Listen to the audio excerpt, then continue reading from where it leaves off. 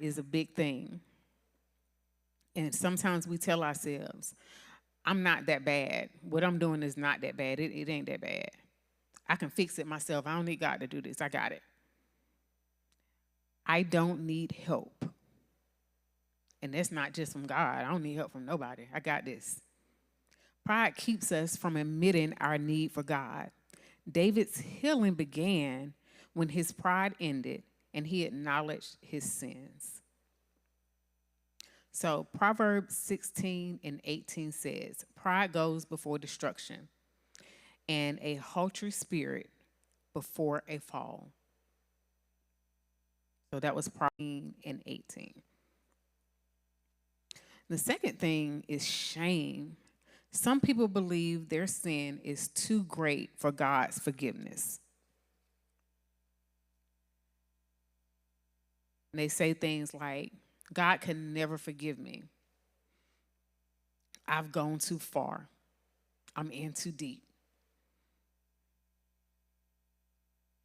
I'm too broken.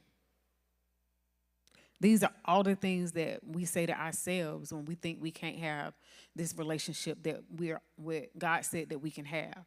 That it doesn't matter what we've done, we can always come back to him.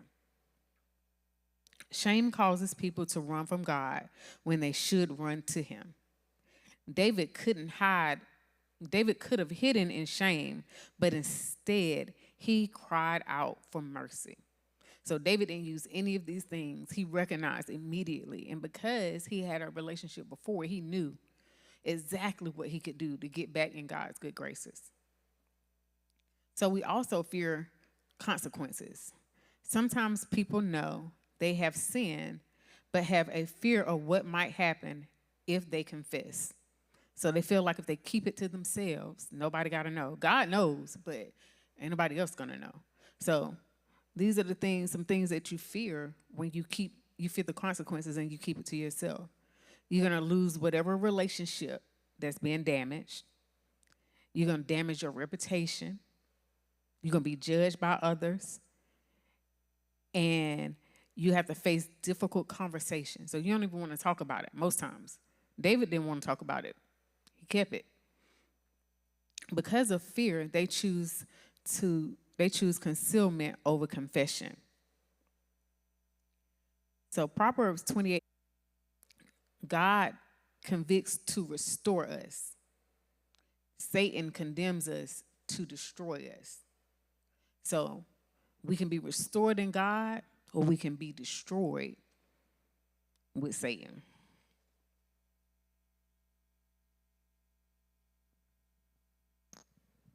As you were talking about pride and shame, along with fear and guilt, I would venture to say all of those are spirits of suggestions coming from the enemy. That goes all the way back to the garden when Adam and Eve realized they were naked because their eyes had now been opened because they sinned. So this is because of Satan introducing something else to them that they had not been familiar with prior to sinning. So all of these things that come about is because of the enemy. He, number one, has opened it up for the things that occur sinning. We make a choice. We either going to live for God or go against God in disobedience and sin and do things such as David did.